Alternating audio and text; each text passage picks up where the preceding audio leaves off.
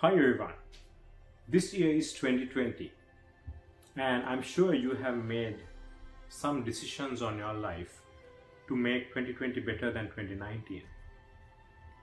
But did you do the same thing in 2019 and thought you would be doing something different than 2018? And how did that go for you?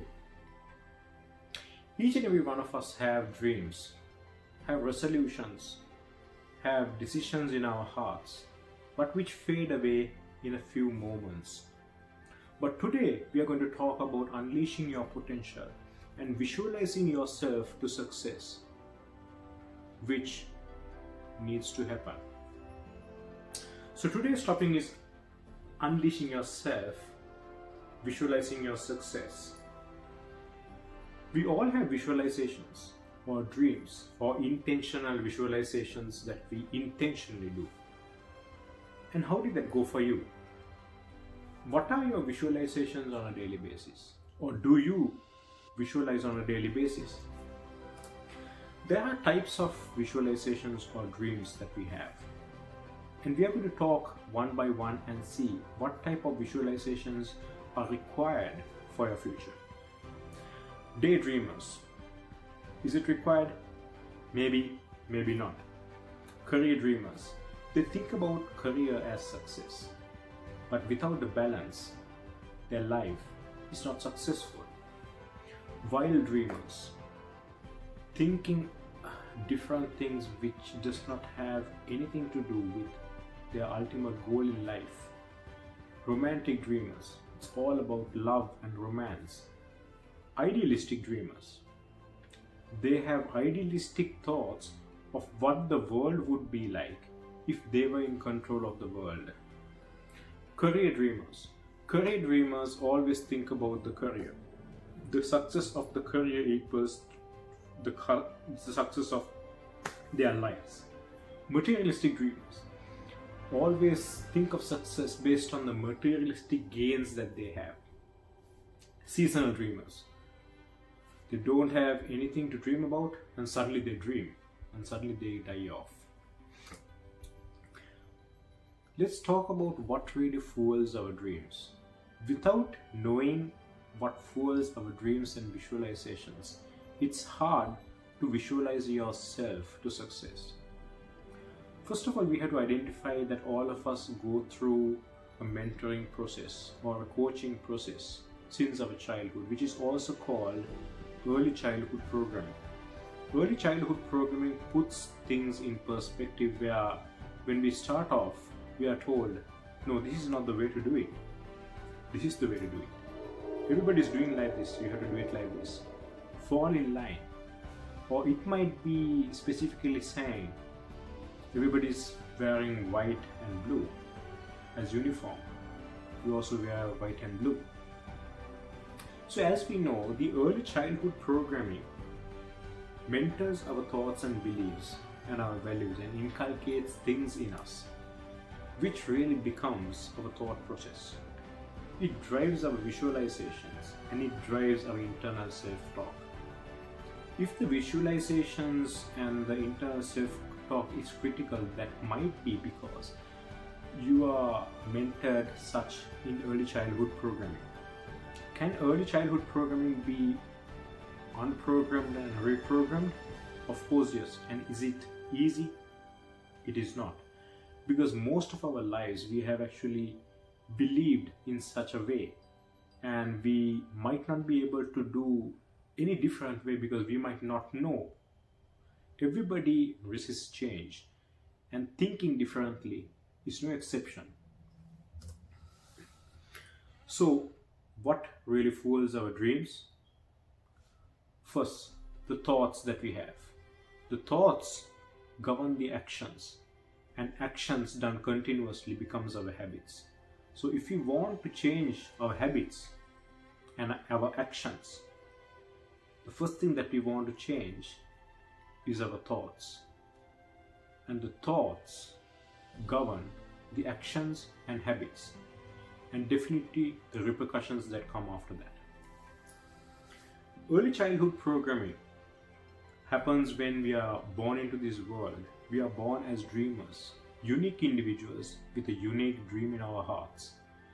The dreamers become confused when the external world tells us something different that they expect from us. It's not the same song that rings in your heart. It's something different than the song that you have. You want to sing your song, but the world wants you to sing something which is sung by 1,000-odd people. And then later, from the dreamer to the confused stage, we come to the third stage, which is live for approval. We try to live for approval. We want to make people happy. We want to make people happy, and that becomes our goal. And our dreams are almost dead at this instance. And later on we decide, I've had enough. I want to change. There's a famous saying at 20, you are wondering what others are thinking about you. At 30, you are thinking, I really don't care what others think about you. And at 40s and 50s, you realize others weren't thinking about you at all. And that is sometimes too late. But how fast can we go from a dreamer to a confused stage, to a live for approval, then finally to come into our senses and really living our dreams? If you are coming from the dreamer stage to living your dreams, well and good for you. But most of us do not go in that cycle. So if you are living your dreams, it's good for you. Power of association is our next topic that we want to talk about. What is power of association? We associate ourselves with a lot of people. Starting with our parents, peers, neighbors, our loved ones, and our teachers. What they tell you in your childhood go a long way. You validate yourself and you tell yourself the same thing over and over again based on what they say. But I want you to think about something really special. A quote from Jack Canfield. It says, "It's not what others tell you. It's what you tell yourself when others stop talking. It's not what others tell you.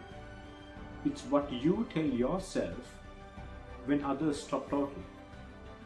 What do you really say when others stop talking? If somebody tells you that you're worthless, do you tell yourself the same thing? It's not the same thing, mind you. It's not the same thing. If somebody validates you, you do not have to tell yourself the same thing. You can say, "You've been knowing me for 2 hours and how can you judge me?" You don't have to tell them. You just have to validate yourself and say, it's not a valid feedback. I love going to Sri Lankan elephant orphanages. And one of the best things there is to see the small elephants just running everywhere like dogs, in a good way. And seeing small elephants really lighten your heart. And when I actually went to Sri Lankan elephant orphanage called Pinnavala, I saw some of the small elephants bound by a small chain, and I asked this mahout, the caretaker of the elephant, why are we really binding these elephants with small chains? This is their playful time, why don't we let them go? And they say, sir, you don't understand, we are not binding the elephants per se. And I was like, are you serious? Everybody can really see that there's a chain in the small elephants bound to the elephant's leg. And again they say, sir, you don't really understand, we are not binding the elephant's leg per se. We are binding the elephant's mind by using the chain. So we are taming the elephants in a way that we want them to think about themselves. On the other stable, we see big elephants bound by the same chain. and the elephants can very well run away with those chains. But those elephants still think that the chains will always be stronger than them. Early childhood program is something similar to us. All of us carry different chains in our lives. We carry a lot of chains based on what other people have actually told us. You're short. You're too tall. You're dark. You're ugly. You're fat. You're thin. You're skinny. You come from the wrong environment. You come from the right environment, but all your peers and your cousins are doing much better than you. You're a slow child. Your teachers don't like you. Your dad doesn't like you. Your brother is performing way much better than you. Do we carry these types of chains in our lives? All of us carry different types of chains in our lives. But do we carry these chains in our lives? It is very important to understand the fact that we have, let's say we have 100 blocks of energy, 100 blocks of focus, 100 blocks of energy, focus and potential. How much of energy blocks do we invest on distractions? How much of energy do we invest on things which hold ourselves back? On mass media, on advertisements, on going through the Facebook, on people playing pranks and stuff. Robin Sharma, a famous author and a motivation speaker, says the top 5% of the world is focused on the outcomes, whereas the mediocre feeds on entertainment. And this is very important. It is time to let go of our extra baggage. Think of a person who is climbing a mountain. That person is totally focused, mind, body and spirit. No extra fat in our body, in their bodies. No extra fat in their minds. No extra fat in their focus. Just the right amount. It is time to say goodbye. Aristotle very famously says, we are what we repeatedly do. Excellence then is not an act, but a habit. So if you want to make things a habit, that means continuous action needs to happen. It is very well known that if you want to make an action a habit, you want to do it more than 66 days at a stretch. But if our thoughts and visualizations are different, our habits cannot change. So success is therefore something which is coming from inside out, but not outside in. It's not what we become then achieve success. We achieve success internally, and then we achieve success. If you really know successful people, even before they become millionaires or people with a lot of wealth and connections, they are successful inside, they are secure inside. So first, what we need to do is we need to be successful inside. Nelson Mandela, a very famous president from South Africa. He spent 27 years in prison in Robben Island, and when he got the freedom and for his presidential inauguration, he wanted the prosecutor and the jailer, who was guarding him for 18 years out of the 27 years, to come in and witness and be part of the presidential inauguration. And one of the media personnel asked Nelson Mandela, so why are you having these people who hurt you for your most important day? Why do you want them to, spoil your mood?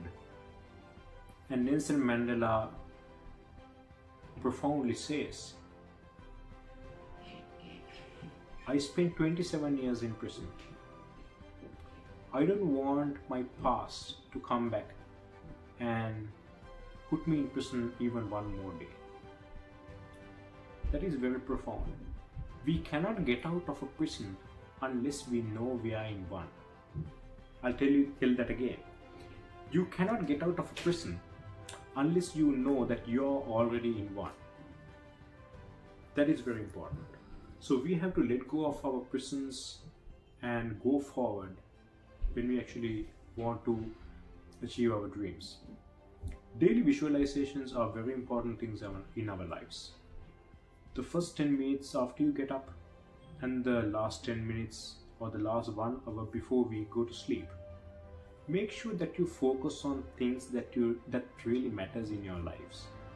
When you get up in the morning, it is very important that you set focus on not on Facebook things, how much of people have liked your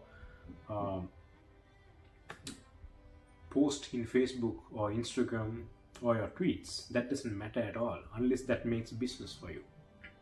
But the most important thing that you need is to set focus on the particular day. And just before you go to sleep, it is always good to have a focus on what you need your mind to work on when you sleep.